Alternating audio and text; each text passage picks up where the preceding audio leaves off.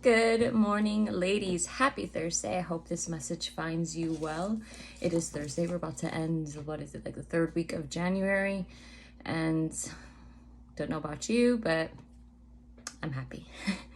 I'm happy because a lot of things are falling into place. A lot of things that I've been working on and just dealing with in the last, over the last 6 months. So it is nice to slowly come into a routine as well as some good things. So we're going to hop on to our Bible study. I'm about to leave here shortly to work and drop off little mama at school. However, we are on Genesis chapter 48 and 49 today.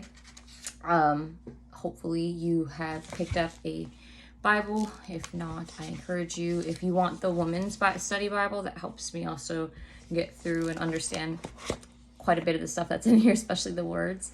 Let me know and I will send you the link that a dear friend Charlene sent to me as one of the followers, and I absolutely love going and reading and studying through it. So chapter 48, Genesis, verse 1 goes like this. Now it came to pass after these things that Joseph was told, "Indeed, your father is sick." And he took with him his two sons, Manasseh and Ephraim.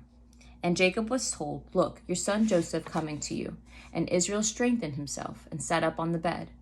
Then Jacob said to Joseph, "God Almighty appeared to me at Luz in the land of Canaan and blessed me, and said to me, Behold, I will make you fruitful and multiply you. And I will make of you a multitude of people, and give this land to your descendants after you as an everlasting possession." Verse 5, and now your two sons, Ephraim and Manasseh, I think is how it's pronounced, who were born to you in the land of Egypt before I came to you in Egypt, are mine. As Reuben and Simeon, they shall be mine. Verse 6, your offspring whom you beget after them shall be yours. They will be called by the name of their brothers and their inheritance. But as for me, when I came from Padan, Rachel died beside me in the land of Canaan on the way, when there was but a little distance to go to Ephrath. And I buried her there on the way to Ephrath, that is Bethlehem, known as today. Verse 8, then Israel saw Joseph's sons and said, Who are these? Joseph said to his father, They are my sons, whom God has given me in this place. And he said, Please bring them to me, and I will bless them. Verse 10, now the eyes of Israel were dim with age, so that he could not see. Then Joseph brought them near him, and he kissed them and embraced them. And Israel said to Joseph, I had not thought to see your face, but in fact God has also shown me your offspring. Verse 12, so Joseph brought them from beside his knees, and he bowed down with his face to the earth. And Joseph took them both, Ephraim and his right hand towards Israel's left hand, and Manasseh with his left hand towards Israel's right hand, and brought them near him. Then Israel stretched out his hand and laid it on Ephraim's head, who was younger, and his left hand on Manasseh's head, guiding his hand knowingly, for Manasseh was the firstborn. And he blessed Joseph and said, God, before whom my fathers Abraham and Isaac walked, the God who fed me all my life long to this day. Verse 16, the angel who has redeemed me from all evil, bless the lads. Let my name be named upon them, and the name of my fathers Abraham and Isaac, and let them grow into a multitude in the midst of the earth. Verse 17, now when Joseph saw that his father laid his right hand on the head of Ephraim, it displeased him. So he took hold of his father's hand to remove it from Ephraim's hand to Manasseh's hand. And Joseph said to his father, Not so, my father, for this one is the firstborn. Put your right hand on his head. Verse 19, but his father refused and said, I know, my son, I know. He also shall become a people, and he also shall be great. But truly his younger brother shall be greater than he, and his descendants shall become a multitude of nations. So he blessed them, verse 20, so he blessed them that day, saying, By you Israel will bless, saying, May God make you as Ephraim and as Manasseh. And thus he set Ephraim before Manasseh. Verse 21, then Israel said to Joseph, Behold, I am dying, but God will be with you and bring you back to the land of your fathers. Moreover, I have given to you one more portion above your brothers, which I took from the hand of the Amorite with my sword and my bow. And now we are on Jacob's last words to his son, Genesis chapter 49, and verse 1 goes like this. And Jacob called his son and said, Gather together, that I may tell you what shall befall you in the last days. Gather together and hear, your sons of Jacob, and listen to Israel your father. Reuben, you are my firstborn, my might, and the beginning of my strength, the excellency of dignity and the excellence of power. Verse 4, Unstable as water, you shall not excel, because you went up to your father's bed, then you defiled it. He went up to my couch. Simeon and Levi are brothers. Instruments of cruelty are in their dwelling place. Let not my soul enter their council. Let not my honor be united to their assembly. For in their anger they slew a man, and in their self-will they hamstrung an ox. Verse 7, Cursed be their anger, for it is fierce, and their wrath, for it is cruel. And I will divide them in Jacob and scatter them in Israel. Judah are he whom your brothers shall praise. Your hand shall be on the neck of your enemies, and your father's children shall bow down before you. Verse 9, Judah is a lion's whelp. For the prey, my son, you have gone up.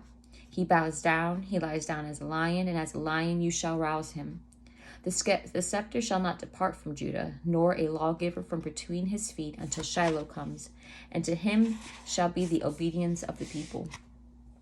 Binding his donkey to the vine, and his donkey's colt to the choice vine, he washed his garments in wine, and his clothes in the blood of grapes.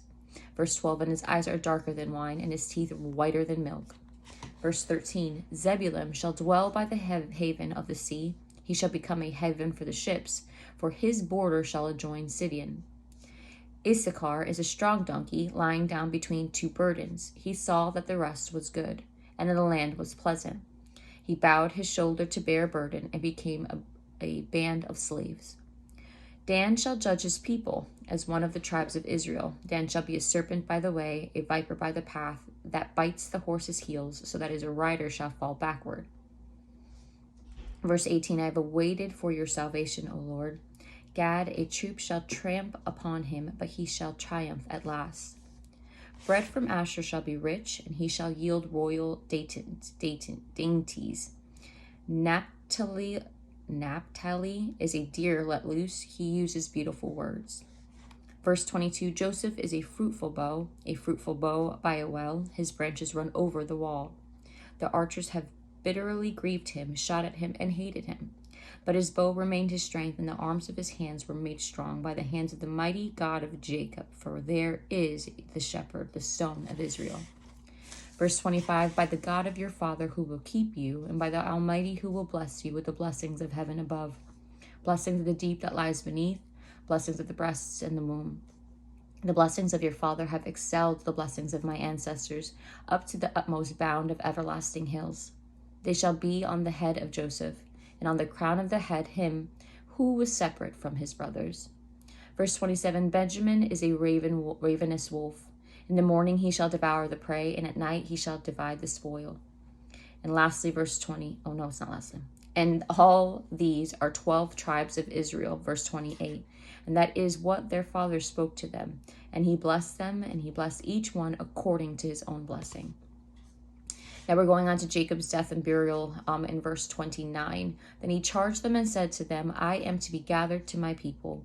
Bury me with my fathers in the cave that is in the field of Ephron the Hittite, in the cave that is in the field of Machpelah, which is before Mamre in the land of Canaan, which Abraham bought with the field of Ephron the Hittite as a possession for a burial place. There they buried Abraham and Sarah his wife. There they buried Isaac and Rebekah his wife, and there I buried Leah. The field and the cave that is there were purchased from the sons of Heth. And lastly, verse 33, And when Jacob had finished commanding his sons, he drew up his feet into the bed and breathed his last, and he was gathered to all his people.